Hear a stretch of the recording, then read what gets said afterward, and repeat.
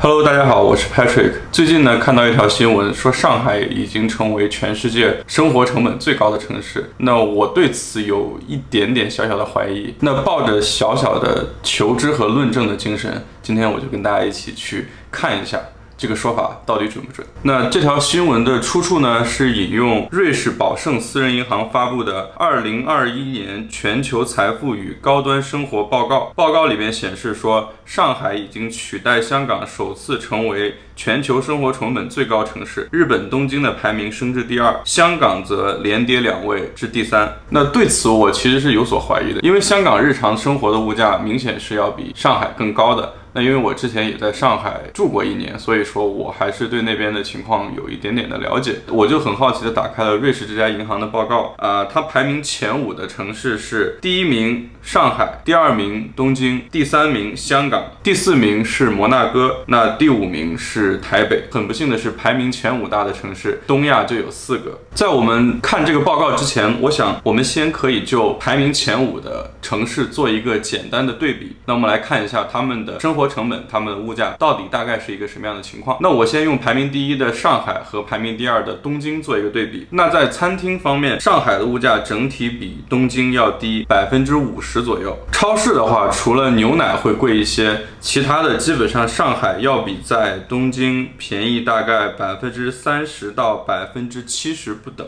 那公共交通方面，上海要比东京便宜70%左右。水电暖网费这些基本上上海也要比东京便宜70%。那运动看电影基本上上海比东京便宜3%到50%。在小孩的教育方面，私校和幼儿园上海都要比东京高出40%左右。衣服和鞋子上海比东京贵大概20%。租住的成本其实没有太大的差距，在租房子方面，上海和东京基本上是持平的。在买房方面，上海市中心的房价比东京高了29%。从收入方面呢，东京基本上是上海的2倍。所以说我们做一个 review， 基本上可以看出来，上海大部分的物价都要比东京便宜40%到70%不等。那在房价上，上海高出了20%，东京的收入是上海的2倍。通过 Namble 这个网站给出的综合购买力，上海是比东京低了31.94%。结合上面的物价，除了房价之外，上海整体比东京低50%以上。但是呢，由于收入的原因，所以整体上海的购买力还是要低于东京。那从这个角度来讲，我觉得说上海东西贵有它一定的道理。那我们来再看一下上海和香港，香港是整个榜单里面排名第3的。我们来看一下餐厅，基本上上海要便宜40%。那超市购物的话，基本上上海要比在香港便宜30%到60%之间。公共交通基本上上海的价格是香港的1半。那水电网这些，香港的价格基本上是上海的2到3倍。健身、打网球基本上2个城市差不多。那看电影的话，上海要便宜很多。私校的价格，不管是幼儿园还是国际学校，上海比香港高出40%左右。衣服的价格其实上海跟香港差距并不是很大，差距在10%左右。租房的价格，之前我也在其他的视频分析过，香港的租房价格是非常高的。那通过网站的物价对比来显示，上海的租房价格要比在香港低出了40%左右。那买房的价格差异巨大，基本上香港的价格是上海的2倍。但是呢，由于香港的收入基本上比上海高出1倍左右，所以综合的购买力来讲，上海仍旧比香港低了12.39%。所以其实香港的情况跟东京是比较像的，虽然物价高，但是因为整体收入也较高，所以综合购买力还是略高于上海。那我们来再看一下第4名的摩洛哥。那其实我们知道，摩洛哥是一个被法国包围的城市，它的经济呢主要也是靠博彩业和旅游业为主。单单靠博彩业和旅游业来生存的城市呢，物价都会相对比较高的。我们来看一下，在餐厅吃饭，上海要比摩纳哥便宜得多，基本上摩纳哥的价格是上海的5倍左右。举一个简单的例子，一个人吃饭，上海需要30块钱的话，在摩纳哥基本上需要200块钱。那超市的价格呢各有千秋，整体来讲，上海要比摩纳哥低出30%到40%。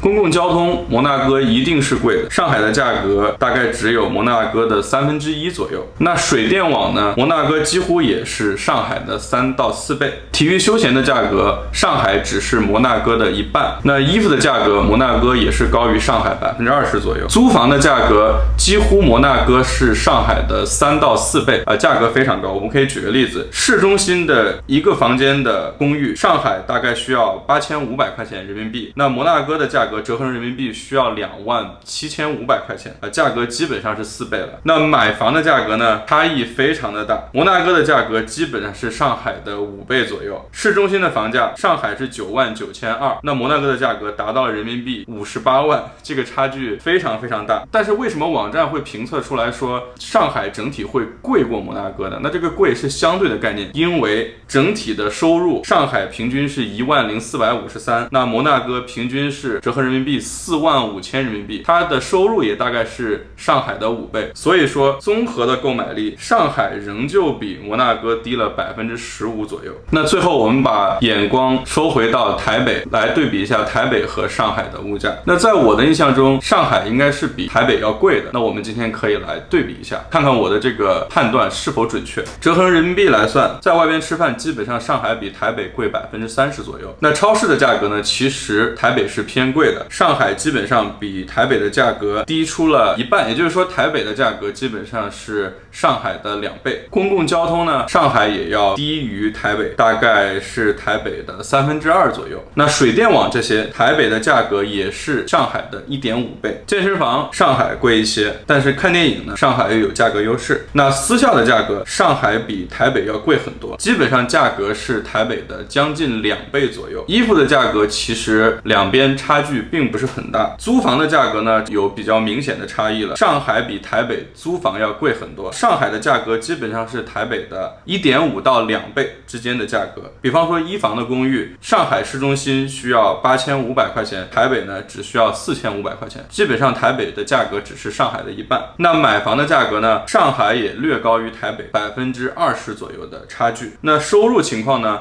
根据网站的统计，上海和台北基本上在收入上是持平的。那么整体来讲，上海的购买力也和台北几乎持平，大家在台北和上海在收入差不多的情况下，基本上生活品质也是相当的。整体来讲，我们浏览了一下榜单前5名的城市，东京和香港属于高收入高消费，整体来讲购买力略高于上海。那摩纳哥呢，就属于超高收入超高消费，但整体的购买力呢也仅是略高于上海。那从台北来讲，几乎和上海是同样的收入水平，那同样的消费水平，同样的购买力。那基于这样一个对比判断之后，为什么会把上海评为生活成本最高的城市呢？我们来看一下这个报告它的评判标准。其实我们看完整个报告，我们会发现它的评价并不是你整体城市的生活成本是多少，它的评价其实是一个高端生活的指数排行的榜单。那我们可以看一下这个榜单，它指数涵盖的项目到底涵盖了哪些内容：自行车、汽车、珠宝、女士手袋、女鞋、男士西装、住宅、一揽子技术方案、跑步机，然后是名表、威士忌、高端葡萄酒、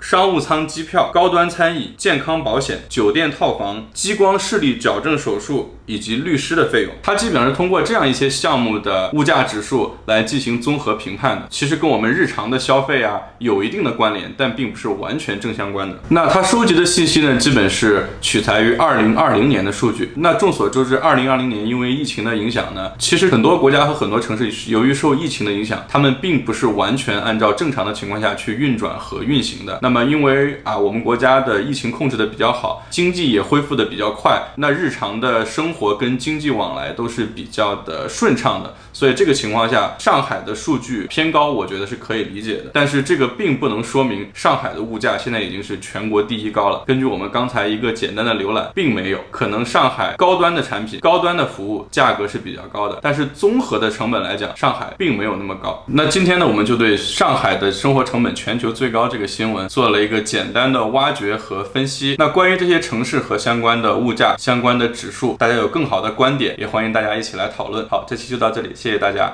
拜拜。